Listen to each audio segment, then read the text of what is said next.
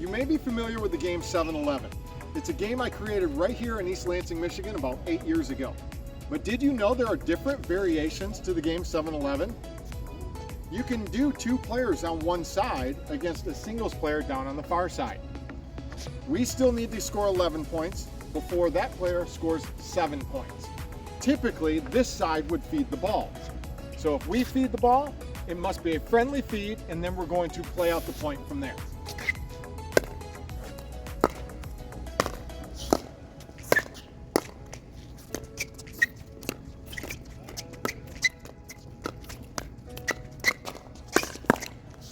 But here's a different variation of this game. Makes it more challenging for the player at the baseline. The baseline player is going to feed the ball, which means when we make the return, that baseline player is playing a live ball instead of a friendly feed. Watch and see how this point goes.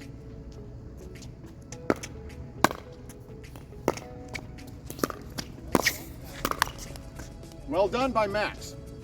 Could you see the difference between when we fed the ball and it was a friendly feed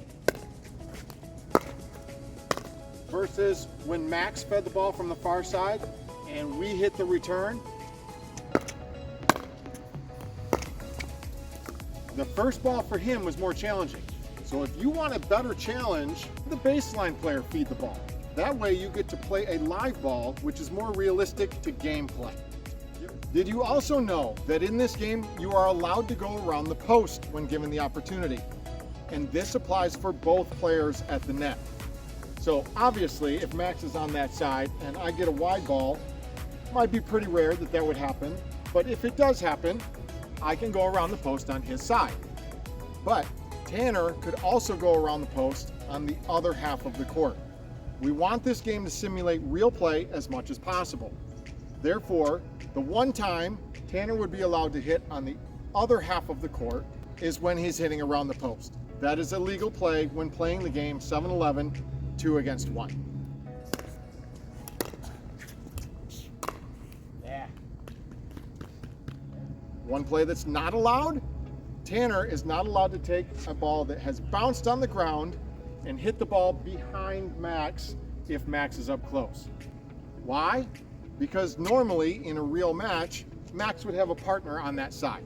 So in this game of 7-Eleven, that play is not allowed from Tanner's side off of a bouncing ball. That would be considered an illegal shot, off limits in this game.